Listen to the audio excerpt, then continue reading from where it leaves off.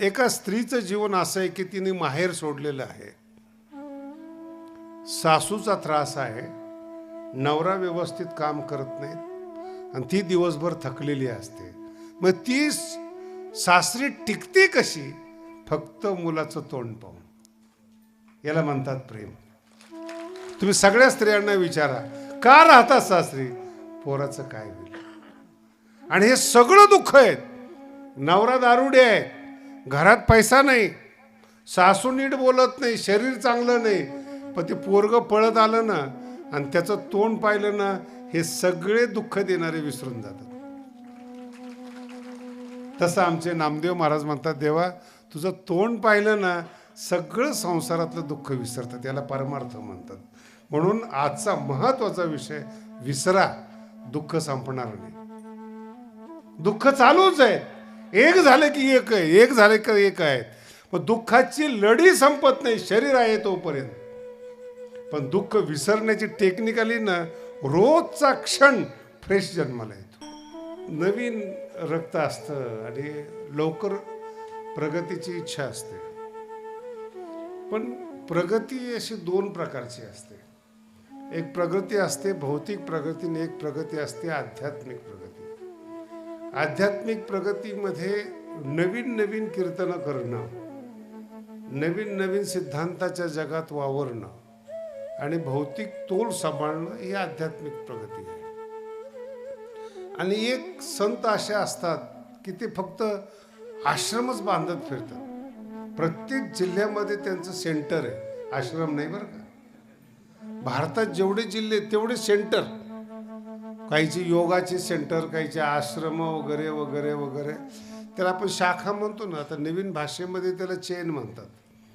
एक हॉस्पिटल असतं सगळ्या जिल्ह्याच्या ठिकाणी, राजधानीच्या ठिकाणी हॉटेलची त्याची चेन असते. तसा ते साधू लोकांनी सुद्धा सेंटर या नावाखाली चेनच तयार केलेली.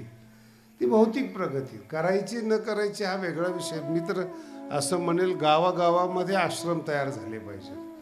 कारण की काय, ज्यावेळेस मस्जिदी बांधल्या जातात त्यावेळेस त्याच्यावर कोणी प्रश्नचिन्ह घेत नाही, पण मंदिराच्या बाबतीत प्रश्नचिन्ह घेतात. आपल्या गडावर 750 वर्षातलं पहिलं मंदिर आहे ज्ञानोबारायांचं, दगडी मंदिर.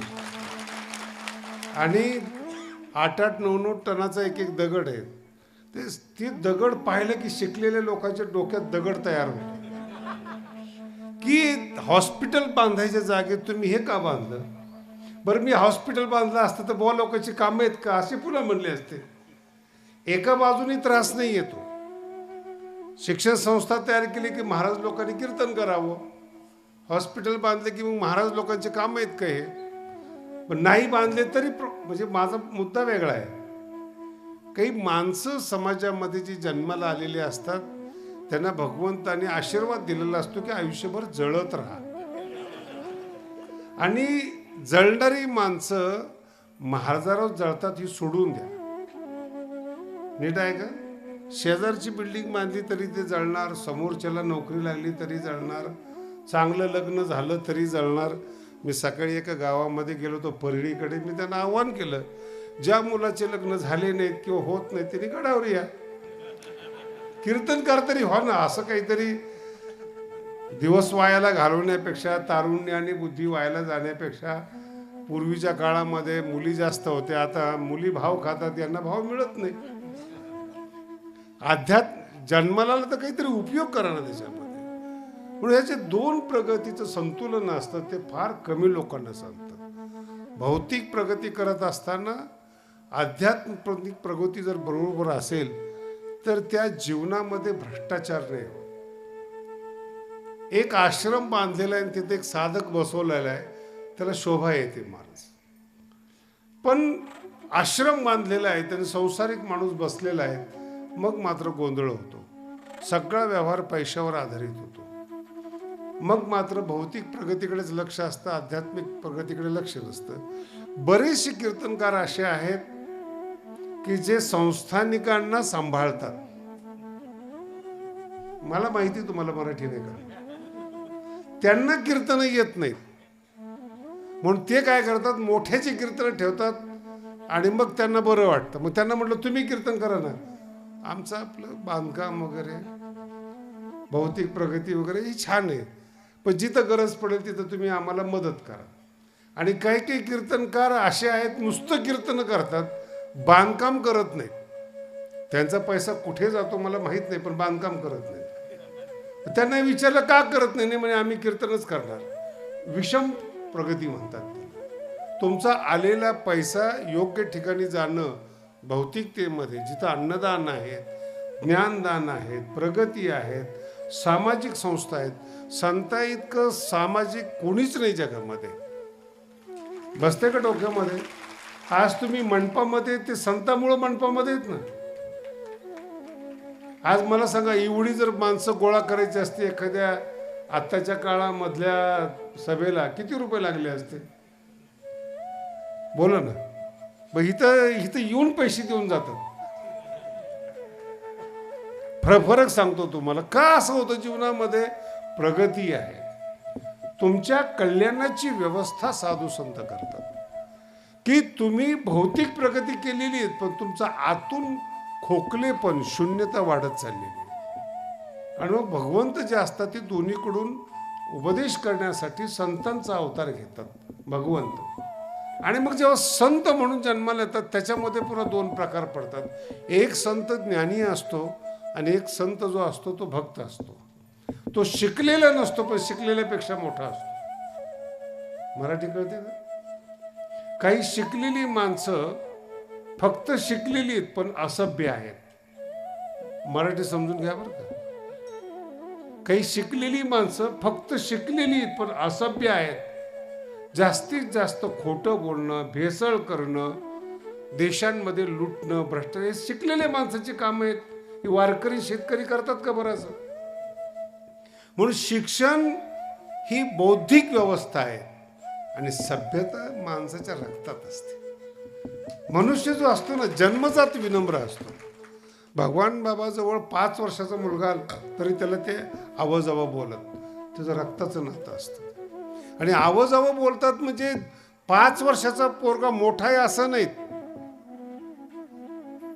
लक्षात आलं. तुम्ही आता एका ठिकाणी तुम्ही चाललेला आहात आणि मोठ्या माणसाने तुम्हाला नमस्कार केला, तुम्ही त्याला उत्तर दिलंच नाही. तुम्ही सांगितलं की आपल्याला त्याने नमस्कार केला. या दोघातला फरक लक्षात घ्या. त्याने नमस्कार केला, त्याचे संस्कार त्यांनी दाखवले. ज्ञानेश्वर महाराजांची ओवी बरं का. कुलीन माणसं संस्कारातून ओळखू येतात. कुलीन माणसं सांगावं लागत नाही बरं का आम्ही कोण आहेत. मराठी समजून घ्या. तोंडाने सांगावं लागत नाही की आम्ही किती मोठे. संस्कार सांगतात मोठ्या घरातला माणूस आहे. म्हणून जुन्या काळामध्ये मुलगी देत असताना आणि घेत असताना मुलीच्या सौंदर्यापेक्षा कुळ पाहिलं जात होतं. संसार सुखी व्हायचे, परंपरा सुखी व्हायची, घरातले माणसं सुखी राहायचे. आताच्या काळामध्ये तुम्ही अनुभव घेऊन शिकलेलं पण पाहतात, मुलीची नोकरी पाहतात, मुलीचा पैसा पाहतात, दोघंही कमवतात, दोघंही अहंकारी होतात. मग भांडे घासताना दोघांनाही बरोबर घासावे लागतात. हे आतल्या गोष्टी. खेडेगावात जमत नाही अशा प्रकारचं. खेडेगावात असं आहे की नवरा किती जरी काही असला तर तो बाहेर बसून असतो. आतलं काम ती करते, बाहेरचं काम हा करतो. घर आणि दार 2 शब्द आहेत ना.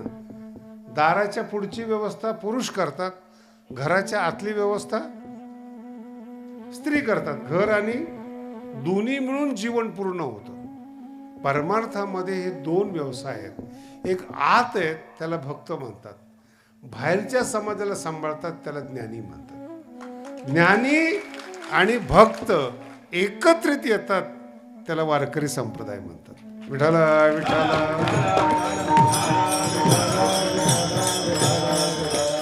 याचं उत्तम उदाहरण म्हणजे माऊली आणि नामदेव महाराज.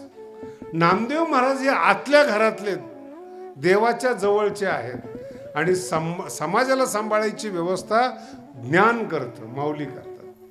म्हणून समाज ज्ञानाने सांभाळावा आणि आतलं प्रेम नामदेव महाराजांनी सांभाळावं. यातली एकही गोष्ट कमतरता पडता कामा नये. लहान मोठं नाही म्हणत तुम्हाला. माऊली निसर्गता मोठे, तो भाग सोडून द्या, पण प्रेमाची सुद्धा गरज आहे. मला सांगा, बाहेर दिवसभर डोकं चालवलं एखाद्या व्यापाऱ्यांनी, एखाद्या शेतकऱ्यांनी, राजकारणी लोकांनी दिवसभर डोकं चालवलं, घरात आल्यानंतर जर डोकं चालवायची पाळी आली ना, तो माणूस आत्महत्या करेल. घरात आल्यानंतर त्याला प्रेम पाहिजे, आल्यानंतर त्याला चहा पाहिजे. बाहेर चहा मिळतो, पण आतल्या चहा बरोबर प्रेम मिळतं.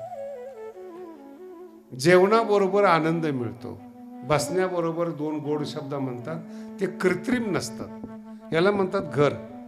आणि बाहेरून युद्ध करून आलेला नवरा जर आत आल्यानंतर युद्ध करत असेल, त्यांनी भगवानगडावर आलेलं चाकलं. भांडणच करायचे आहेत ना, बाहेरही भांडणच आहेत आणि घरातही युद्धच आहेत, रात्रंदिवस आम्हा. मग कशा करता का, ह्याच्या करता जन्म आहे का माणसाला? म्हणून शिकलेल्या माणसांमध्ये जी मला पाहायला मिळतात दोष, तो असा आहे की ज्ञानाबरोबर त्यांचा अहंकार वाढलेला आहे. ज्ञानाबरोबर नाम वाढलं पाहिजे, प्रेम वाढलं पाहिजे. ज्ञान आणि नाम एकत्रित आलं ना, संसार सुखी होतो. मला एक आहे एक नाही असं नाही चालत. मग नामाची व्यवस्था काय आहे? नाम नामीला धरून असतं. प्रयत्न करा, समजून घ्या. नाम नामीला धरून असतं. नामी असलाच पाहिजे असं नाही, नामावर प्रेम असतं. कुलीन स्त्री असते ना, ती नाव घेत नाही. माझा अर्थ समजून घ्या. जर घेतलं एखाद्या शिकलेल्या स्त्रीचे नाव, हे मोठे पण नाही, अहंकार आहे. नवऱ्याला एकेरी नावाने बोलवणं सोपं आहे, त्याला आदर देणं अवघड आहे. एखाद्याचा अपमान करणं सोपं आहे, एखाद्याला लहान लेखणं सोपं आहे, त्याला सन्मान देणं हे आपल्या अंतःकरणाच्या रक्ताचं काम आहे, मोठं रक्ताचं काम आहे. सांगोलेला भगवान बाबा गेले होते, जे मला ऐकायला मिळालं भीमशी महाराजाकडून. आणि मोठे मोठे लोक आहेत आपल्या संप्रदायामध्ये. 300-300 वर्षाचे फड आहेत, 200 वर्षाचे फड आहेत.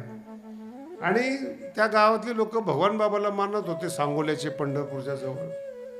आता ते सगळे साधू एकत्रित आले ना, मराठी किती समजते मला माहीत नाही. सगळे साधू एकत्रित आल्यानंतर प्रश्न असतो, पहिला मान कुणाला द्यायचा? जे मान ठेवू नका असे कीर्तनात सांगणारे जे कीर्तनकार आहेत, त्यांच्यामध्ये हा प्रश्न आहे की मान द्यायचा कुणाला, पहिला मान कुणाला द्यायचा. मग आता ते जे घर होतं, ते बाबांचं शिष्य होतं, त्यांनी बाबाला मान द्यायला सुरुवात केली. आणि जुनी परंपरा आहे, कृष्णाला मान मिळालेला आग्रह पूजेचा नाही सहन झाला शिशुपाळाला. असे बरेच शिशु आहेत परमार्थाच्या नावामध्ये. आणि जसं भगवान बाबाला फेटा बांधला पहिला, ते बरेचसे लोक खवळले, महाराज येताना कसं काय पहिला फेटा. बाबांनी फार एक शब्द, बाबा बोलत नव्हते पण बोलले ना, ते जखम जात नव्हती कधी. मान सहन करण्याकरता रक्त मोठं लागतं. बाबांचा शब्द, दुसऱ्याचा मान सहन करण्यासाठी रक्त मोठं लागतं. विठ्ठल विठ्ठल. बरं मला सांगा तुम्ही, हे जे सन्मानाचे शालिया असतात ते कोणत्या कामाला येतात? सन्मानाचा फेटा असेल, कोणत्या कामाला येतात? मग त्याच्यावरून भांडणं जे कामाला येत नाही, त्याच्यावरून याला काही शहाणपणा म्हणायचं का तुम्हाला? प्रेम. म्हणून हे दोन गोष्टी, कृष्ण ज्ञानी आहेत, अडकतात प्रेमामध्ये. भगवान श्रीकृष्णाने विश्व तयार केलेले आहेत, पण अर्जुनात अडकतात, योगीमध्ये अडकत नाहीत, ज्ञानी लोकांमध्ये अडकत नाहीत. खूप किचकट लोक आहेत. भगवान बाबांच्या सान्निध्यामध्ये गावठी लोक होते, गावकरी होते, प्रेम देणारे होते, शिकलेली लोक प्रश्न विचारणारे होते. का मान द्यायचा? नको देऊ, तू तर देत नाही ना मान. मला एखादी माऊलीच्या मंदिरासाठी एका गावात वर्गणी झाली मोठी, तर 2-3 शिकलेली माणसं 3 दिवस दारू पित होती. आपल्या गावात एवढा आकडा झाला कसा? खरी गोष्ट आहे, गावाचं नाव सांगत नाही. 3 दिवस दारू पित होते. आपल्या गावात एवढा आकडा झालाच कसा काय? मग काय संबंध याचा? तुम्ही दिला नाही, मग झाला कसा? बरं, दारू पिल्यानंतर तो आकडा काही बंद होणार आहे का? तसंही काही नाही. म्हणजे दुसऱ्याला मिळालेलं धनाचा शिकलेल्या लोकांना त्रास होतो, याला द्वेष म्हणतात. आणि प्रेमळ जे असतात ना, प्रेमळ लोक ही आपल्यामध्ये मग्न असतात. ते कोणाला मान मिळाला, कोण श्रीमंत झालं आणि कोण काय आलं, काही देणं घेणं नाही. आपल्या मस्तीत असतात, ते प्रेमी असतात. कीर्तनात बोलू नये पण मी सांगतो तुम्हाला, शहरामध्ये जर तुम्ही गेले ना तर ते नवीन पोरं पोरी समुद्राच्या किनारे बसलेले असतात. मोठे मोठे अधिकारी कलेक्टर चालत जातात, त्यांना काही देणे घेणे नाही. प्रेमामध्ये एकदा मशगूल झालात ना तुम्ही, तुमच्या शेजारून कोण गेले त्यांना काही देणे घेणं. म्हणजे जाणारी लोक टेन्शनमध्ये. हे काही सभ्यता आहे का? कुठं पिढी गेली? मला एका म्हातारीने सांगितलं, काय महाराज कुठे गेला भारत, कुठे गेली? म्हणलं तुला टेन्शन काय येतं ते मला सांग. मग ही काही सभ्यता आहे का? आमच्या टायमाला असं नव्हतं. म्हणलं म्हणून त्रास आहे का? तुमच्या टायमाला इतकी सूट म्हणून त्रास आहे का? की तुला वय झालं म्हणून त्रास आहे काय? हे करता आलं नाही. अभ्यास का? आणि त्या दोघांना काही देणे घेणं नाही. मुंबईमध्ये जाऊन पहा, पुण्यात जाऊन पहा, जे बसलेली जे पोरं असतात त्या आईबापाला जुमानत नाही तुम्ही कोण आहेत हो. कळालं तुम्हाला? ज्यांनी जन्म दिलाय त्यांना सोडून देतात ती लोक. तुम्ही कोण आहात? काय आहात? तुमची योग्यता जळून जळून काय होणार आहे तुमचं? तसं देवावर प्रेम करणारा जो वर्ग आहे ना, त्याच्यावर जळून काय फायदा आहे? अजरामर नामदेव महाराज होतात, नावं ठेवणारे अजरामर नाही होत. अनुभव घेऊन पहा बरं. आता नामदेव महाराजांना विचारलं तुमच्याकडे काय ज्ञान आहेत? नामदेव महाराज म्हणतात माझ्याकडे ज्ञानच नाही. पहिल्या चरणात सांग,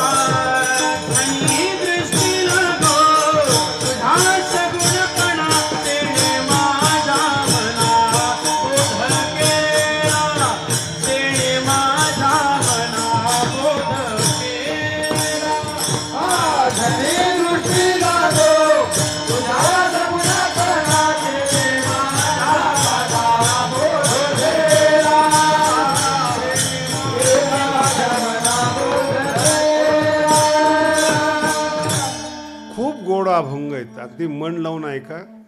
ऐकायला जरी त्रास झाला तरी ऐका. 3 चरण आहेत एकत्र. झणी दृष्टी लागो, तेने माझ्या मना आणि अनंत जन्मीचे विसरलो. हे 3 चरण एकत्र डोळ्या पुढे आणा. पहिलं चरण असं आहे की झनी म्हणजे मात्र. झनी शब्दाचा अर्थ आहे मात्र. माझी दृष्टी तुझ्या सगुणपणाला लागो, म्हणजे दुसरीकडे लागू नये. मात्र तुझ्या सगुणपणा, निर्गुण नाही, दिसतोय तू माझ्या पुढं, त्याला दृष्टी लागो. का दृष्टी लागो? या रूपानं मला बोध केला. हा शब्द फार महत्वाचा आहे बरं का. बोध. आताचे एक नवीन शब्द आला, एक्सपायर. कोणाबरोबर तुम्ही काय झालात, काय कशा पद्धतीने आलात, कोणाकडून तुम्ही आपल्या आता नवीन भाषेमध्ये बोलतात त्याला, कोणाकडून प्रेरणा घेतली तुम्ही, कोण तुमचं प्रेरक आहे. मग याच्याकडे पाहिलं, त्या उद्योगपतीकडे पाहिलं, त्याच्याकडे पाहिलं, अशी प्रेरणा. इथे तोच शब्द आहे. तेने माझ्या मना, मी सगुण रूपाकडे पाहतो. आपणही पाहतो आणि नामदेव महाराज पाहतात. आपण पाहिल्यानंतर तिकडून काही प्रत्युत्तर येत नाही.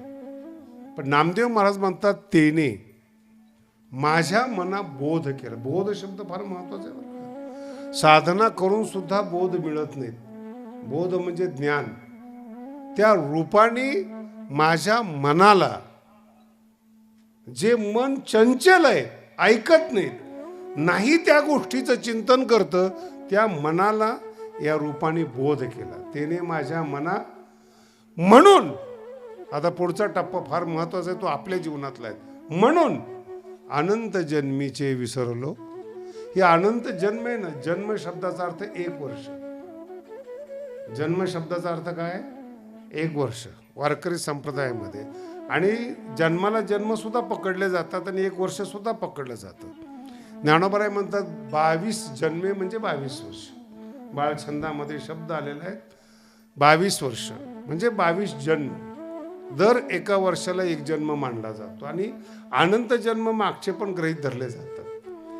तर असं का म्हटलेलं आहे? तुम्ही माझ्या समोर बसलेले आहात, विशेष करून बाया आहेत, तुम्ही दुःखच विसरत नाही महाराज. कीर्तनं ऐका, महाराजाच्या पाया पडा, देव उघडून पाण्यात ठेवा, काही फरक पडत नाही. कारण काय, तुम्हाला बोधच नाही. किती वर्षाचं दुखणं असू द्या, तुमच्या डोक्यामध्ये फिट बसलेलं असतं. लहानपणी यांनी मला शिवी दिली होती, बरोबर आहे का?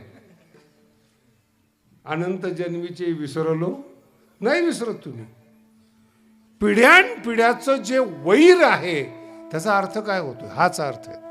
आमचे वैर आहेत, अरे तुम्ही वैर विसरत नाही. तुम्ही आमची मित्रता आहेत पिढ्यान पिढ्याची. असे दुःख आहेत, शेजारच्याने दुःख दिलं, भावाने दुःख दिलं. आणि नवरा जरी एकत्र राहत असले ना, तरी त्या नवऱ्याला माहिती की किती दिवसाचं बायको लक्षात ठेवते, बरोबर आहे का? विसरतच नाहीत आणि नवऱ्याला आठवत नाही. बाहेरून वैतागलेला असतो आणि हिच्या डोक्यात पक्का असतं 4 भिंतीच्या आत. तुम्ही मागच्या 10 वर्षापूर्वी मला असं बोलले होते. ह्याला राहतं का लक्षात? 10 वर्षापूर्वीचं, 10 दिवसाच्या अगोदरचं लक्षात राहत नाही ते. आणि लक्षात राहत नाही म्हणून राजकारणाची चांदी. तुम्ही जर त्यांचे सगळे लक्षात ठेवले असते आणि विसरले नसते ना, निवडूनच दिलं नसतं कोणाला. 10-5 वर्ष झालं, गोष्ट जुनी झाली की लगेच तुम्ही विसरून जाता. जाऊ दे, झालं गेलं तर पुढचं बघू.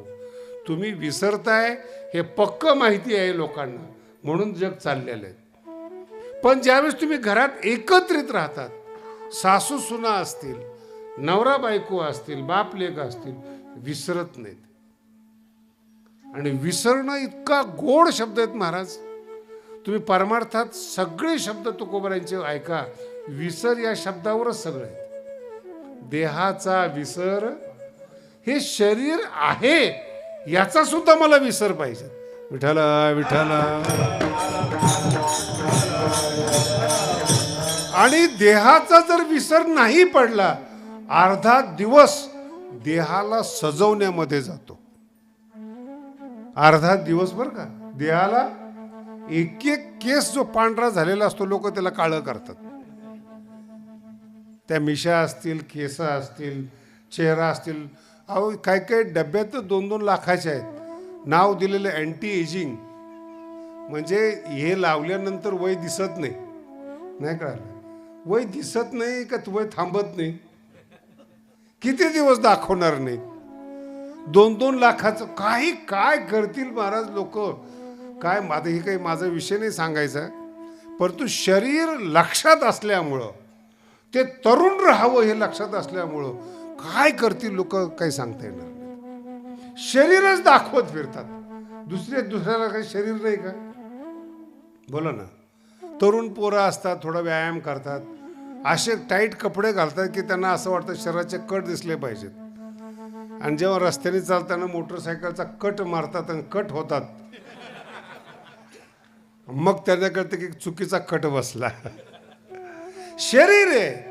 काही लोक मनाकडे लक्ष देतात, विसरत नाहीत मनात. अनंत जन्माचं, अनंत वर्षाचं दुःख विसरत नाही. अरे मला काय सांगायचं, 20-22 वर्षापूर्वीचे लोक भेटतात. महाराज तुम्ही त्या कीर्तनात असे बोलल्या होतात. तुम्ही म्हणलं बोललो असेल बा, काही माझ्या लक्षात नाही. आम्ही कसं काय विसरू? म्हणलं ऐकता कशाला कीर्तन? कीर्तन विसरण्यासाठी नाही, औषध ज्ञानोबराय म्हणतात बरं का. ते खरं औषध आहेत. रोग नीट करून स्वतः नष्ट होतात. ज्ञानोबरायांची औषध शब्दाची व्याख्या आहे काय? जे घेतलं रोग बरा करताना ते स्वतः निघून जातं, ते दिव्य औषध आहे, ते खरं औषध आहे. नाही तर आपली औषधं असे घेतल्यानंतर रोग बरा होतो, पण जे घेतले त्यांनी दुसरा रोग तयार होतो. साईड इफेक्ट म्हणतात त्याला. ते औषध नाही आहे, ते केमिकल आहे. एक नीट झालं की दुसरं तयार करून ठेवतो, दुसरं झालं की तिसरं तयार करून ठेवतो.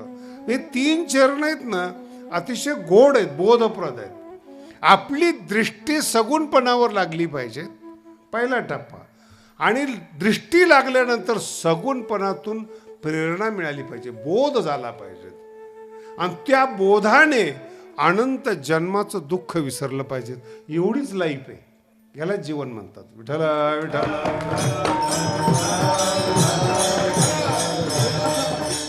विसरत चला, आनंद कमी होणार नाही. विसरत चला, रोज विसरा काय झालं ते. आनंद कधी कमी पडत नाही, फ्रेश लाईफ राहते विसरण्यामध्ये. आणि लक्षात ठेवलं ना, कचरा डोक्यावर जमा होतो. शिकलेली लोकांचे चेहरे बघा. एक चांगला मोठा माणूस माझ्याकडे आला होता, रोजचे करोडो रुपयाची कमाई आहे त्याची. आणि त्याने ती ज्ञानेश्वरी ऐकली यूट्यूबला वगैरे वगैरे, ते प्रेरणा मिळाली त्याला. आणि जेव्हा भेटायला आला, ते चेहरा पावला नाही. रोज 1 कोटी कमवणारा माणूस म्हणे, महाराज फ्रेश राहता येत नाही. म्हटलं राहणारच नाही, विसरतच नाही. अर्थ कळाला का तुम्ही? काहीच विसरत नाही तुम्ही. आणि एक विज्ञान सांगतो तुम्हाला, जगात वर अनंत आवाज चालू आहे, तुमच्या कानाला मर्यादा दिलेली आहेत. लांबचे आवाज ऐकू येत नाहीत, जवळचे ऐकू येत नाहीत. खूप जवळ जर आवाज झाला तर स्पष्ट येत नाहीत, लांबून बोला म्हणतात. कानात बोललं तर ऐकू येईल तुम्हाला, एकदम लांब बोललं तर ऐकू येत नाही. म्हणून कानाला मर्यादा दिली, म्हणून आपण जगतोय.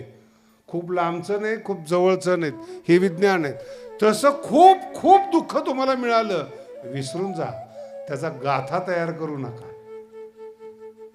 अहो श्रीमंत झालेत माणसं, 2-2 कोटीच्या गाड्या आहेत, आणि जबरदस्ती आम्हाला चहा प्यायला नेतात, 2 रुपयाचा चहा.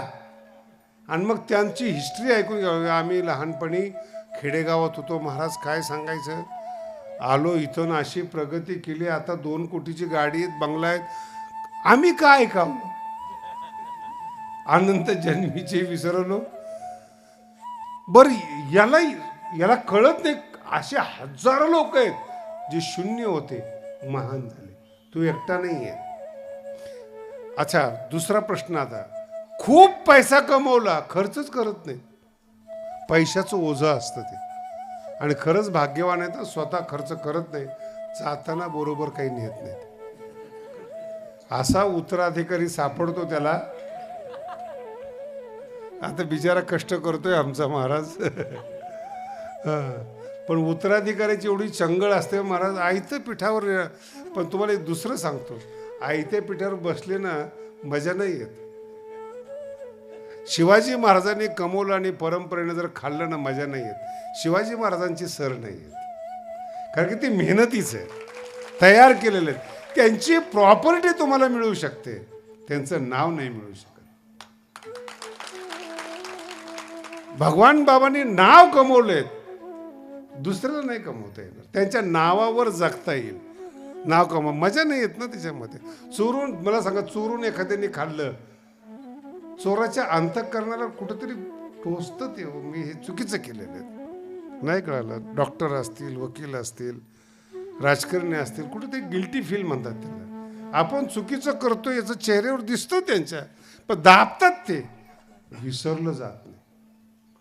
तुम्हाला अजून एक व्याख्या सांगतो, चित्रगुप्त म्हणून. हे चित्रगुप्त शब्द आहे ना, आपण केलेल्या पापाचं चित्र आपल्या अंतःकरणामध्ये गुप्त असतं. बरोबर आहे का नाही? आपण केलेलं पाप याचं चित्र आपल्या अंतःकरणामध्ये गुप्त असतं, त्याला ओळखतो तो चित्रगुप्त. जगाला ओळखू येत नाही, पण तुम्ही पाप विसरत नाही, ते सलतं महाराज. माझा शब्द नीट आहे का? सलनं म्हणतात त्याला, सलनं. आणि सलनं असं असतं, वर हसताय तुम्ही आनंदाने, आणि पायामधला काटा सलतोय तुम्हाला. कारण की हसता हसता सुद्धा तुम्हाला कळतंय पायामध्ये दुःख आहे. विठ्ठला विठ्ठला. मराठी कळते ना? वर प्रसन्न आहात पण पायातला काटा तुम्हाला विसरू देत नाही की मी सलतोय म्हणून. तसं जीवन श्रीमंतीनं भरलेलं आहे पण केलेल्या पापाचा काटा सल मारतोय. हे सगळं चुकीच्या पद्धतीने आलेले ते सलतय महाराज. जगद्गुरु तुकोबाराय असो, संत असो, ते सांगतात आम्ही विसरलो. का विसरलो? तेने माझ्या मना बोध केला. हा फार महत्वाचा शब्द आहे. जो बोध संत देतात तोच बोध सगुण भक्तीमध्ये आपल्याला सापडतो. पारमार्थिक लोकांना विशेष करून सूचना आहेत. गळ्यात माळ घातल्यानंतर हा दिवस आपल्या जीवनात आला पाहिजे. तेने माझ्या मना बोध केला. बोध केला जर शब्द नाही आला, परमार्थ चुकीचा आहे तुमचा. किती लोकांना सांगा काही फरक पडत नाही त्याचा. बोध केला हा शब्द फार महत्वाचा आहे. आता एक 10-15 दिवस यात्रा झाली माझी जापानमध्ये. काय देश आहेत महाराज ते. भरलेलं जे पाकिट आहे ना पैशाचं, असं पडलं तर कुणी उचलत नाहीत महाराज. आज जापानमध्ये रस्त्याचे नियम तोडत नाहीत, बिना मेहनतीचं जगत नाहीत, म्हणून देश मोठा आहे. 1500 भूकंप एका वर्षाला होतात जापानमध्ये. किती? 1500 भूकंप होतात. आणि एवढी इमानदारी त्या देशामध्ये. दुःखच नाही कुणाला, क्राईमच नाही. मुली व्यवस्थित आहे, मुलं व्यवस्थित आहे, चोर नाही, चोरी नाही, नाही कळालं. रस्त्याचे नियम चांगले, सगळे समाधानी लोक आहेत. का? बोध केला. जन्माला आल्यापासून त्या राष्ट्रातल्या माणसांनी राष्ट्रभक्तीचा बोध केला. जीवन कसं जगावं. आणि आपले पोरं आई बाप बघा, ते खोटं बोलतात, ते दारू पितात आणि पोराला सांगतात ग्लास घेऊन ये. सुरुवातीला ते ग्लास आणतं, नाही कळालं. सुरुवातीला ग्लास आणतं, नंतर ग्लास सोडतच नाही. आणि मग आती झाल्यानंतर मग महाराज याला माळ घाला. बोललो असतो तुम्हाला. आता अगोदर तू ग्लास आणायला लावलास, बिघडवलं तू. तेने माझ्या मनात घरच्या लोकांनी खोटं बोलण्यावर गर्व केला. माझा मुलगा किती सफाईनं खोटं बोलतो, किती सफाईनं. अहो ते तर जाऊ द्या महाराज, तर बोलू नये कीर्तनामध्ये, पण ठीक आहे. बापांनी मुलाला कॉप्या पुरवणं किती पट शोभतं मला सांगा बरं तुम्ही. तेने माझ्या मना चिठ्ठी दिली 10वी आणि बापच पैसे भरायला तयार होतो. किती लागतात बोला. आमच्या पोराला नोकरी लागली पाहिजे, किती पैसे भरायचे. सरकार भ्रष्टाचार करतं का तुम्ही करायला लावता? तुम्ही प्रेरणा देताय, आम्ही तुम्हाला पैसे देतो, बेकायदेशीर काम करा. त्यांना सवय तुम्ही लावतायत. त्याने माझ्या मना बोध केला, करा करा, आम्ही आहेत पैसे द्यायला. आपण चुकीची व्यवस्था जन्माला आलो, चुकीची व्यवस्था लावतो. आपल्याला जगण्याची माहिती नाही आहे. माझा अर्थ लक्षात ठेवा काय बोललो तुम्हाला. म्हणून प्रेरणा देणारं स्थान पाहिजे. अशा घरात जन्माला यावं माणसानी जिथं संस्कार लागले पाहिजेत. हरिदासाची घरी मज उपजवा जन्मांतरी. विठ्ठला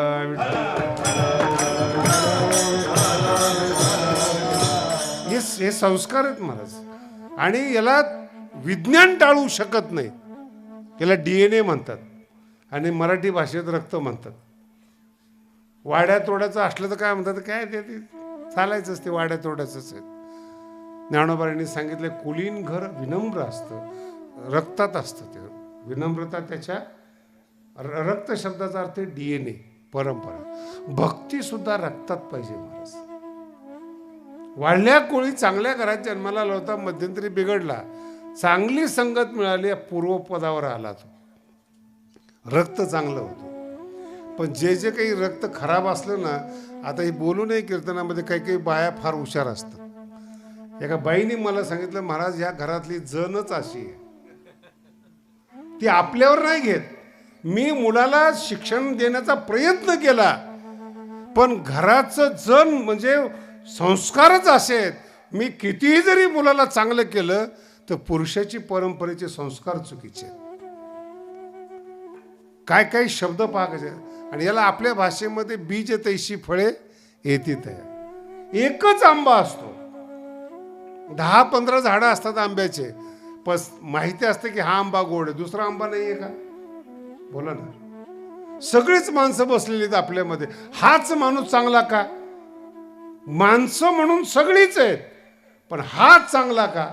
त्याने माझ्या मनात तोच सुधारला.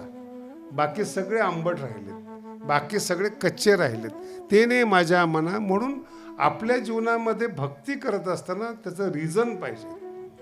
किती दिवस झाला आपण माळ घातली, आपल्या विचारात बदल का नाही?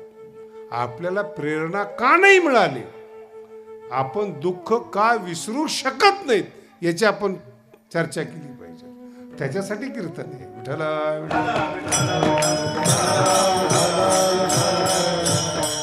बर. ज्याने बोध केला, मराठी आहे का? ज्याने बोध केला तो काही सामान्य आहे का? तिसऱ्या चरणात सांगतात, योगियांचे धारी धारा तुळसी, योगियांचे धारी धारा तुळसी, योगियांचे